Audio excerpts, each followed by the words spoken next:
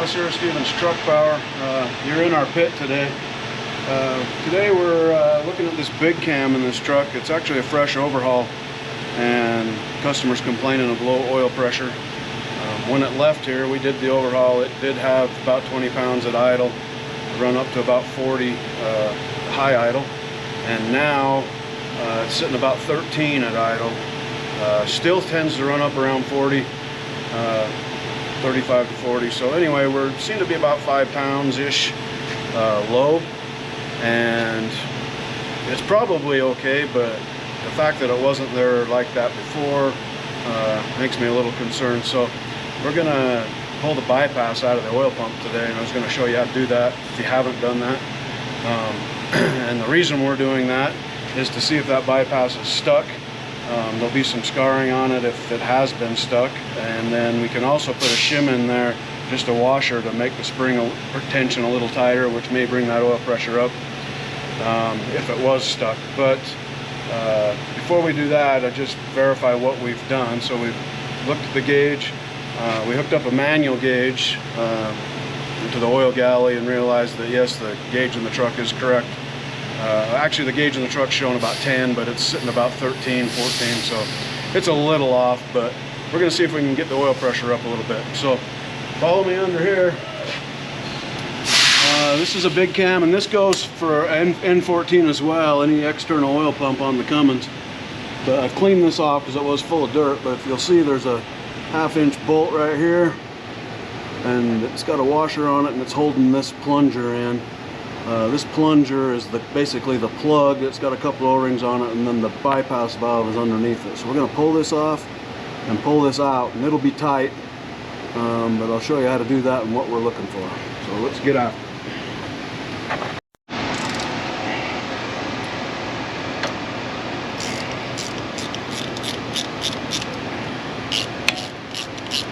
Every once in a while you'll find one that'll pop out of there, and you got to be careful because it's got a really stout spring, and it'll come out of there in a hurry if you're not careful.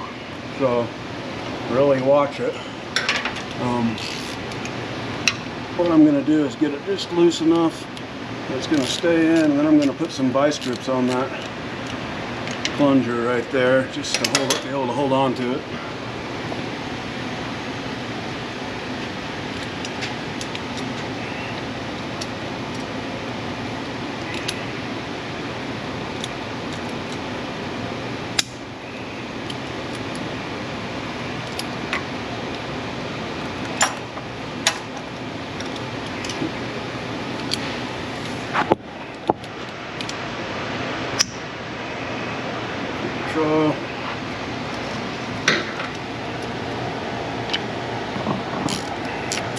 I'm going to need some smaller ones.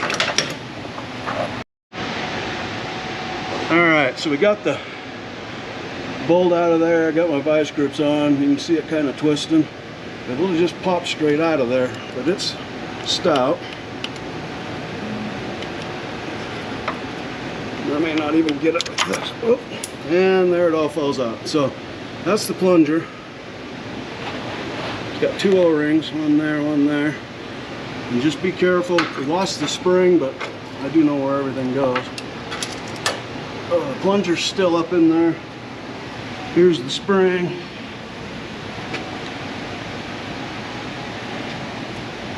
And if you stick your finger up in there, grab that plunger. Yeah, that thing is stuck. I don't know if you can get up in there and see that. I don't know if you can see just the edge of it right there. That thing is stuck in there. It should come out. It should fall out. If not, be able to bring it out with your finger pretty easy. And there we go. That's what it looks like. We're going to clean that off and see if we can see any scarring on it where it's been hanging up.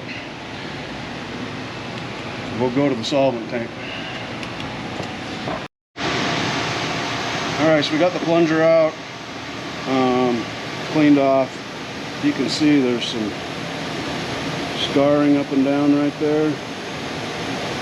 That's from that plunger hanging up in the bore. There's also a little bit here, kind of hard to see with the camera, but right there's real bad. So what we're going to do is just emery cloth this off with some fine emery cloth, clean it up real good, and then I'll probably put a shim under that spring just for good measure and see if that brings our oil pressure up.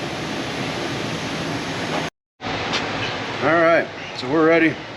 I got the plunger, got some white grease on it, it's cleaned up. Same with the, I guess the hold down, but it's got a couple O-rings there. I'm going to reuse these just because it's really hard to get in there as it is, so putting a generic O-ring on it, I may never get it in there or roll them, so I'm going to hope that they don't leak, at least at this point, just to make sure what we got going on. So we'll get it up in there. They are kind of a bear, I'll warn you, that it takes a little doing.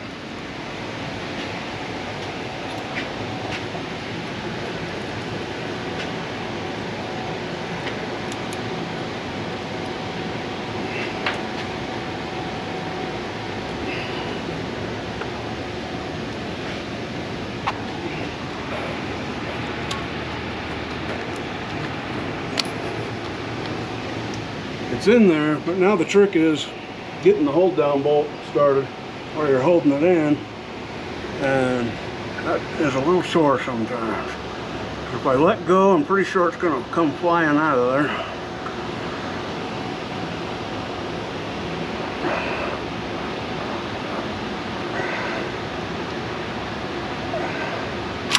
Just like that. Alright, we got it started.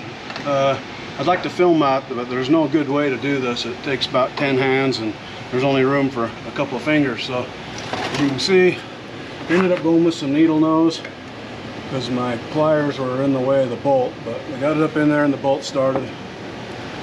And now we just need to suck it up and also hope it doesn't leak, but we'll know that as soon as we start it. We'll go ahead and tighten that up.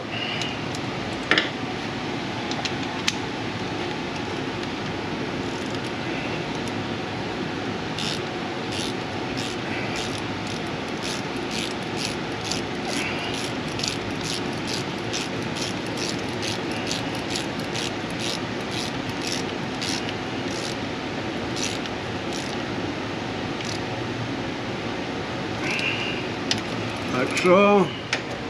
We'll back up in and tie it. And now we'll go start it, see if we gained anything. If not, we'll be looking for problems elsewhere, but that is how you do a oil bypass on a Cummins. This is a big cam, N14 like I said, has the same plunger. So you can actually, if you want to get a little more oil pressure, you can shim that and get a little more out of it. Anyway, yeah, there you go. Hope I helped you out. Alright, so we're idling outside now. The coolant temp's still pretty cold. It's just starting up. We're at about 40 pounds of oil pressure now at an idle. So I assume when it warms up, we'll probably be right where we want to be at an idle. So pretty slick little fix. Just shim that up, or a lot of times all you gotta do is clean that plunger up where it's getting hung up. So anyway, hope that video helped you. Please remember to like, comment, subscribe, and let us know what else you'd like to see. Thanks for watching.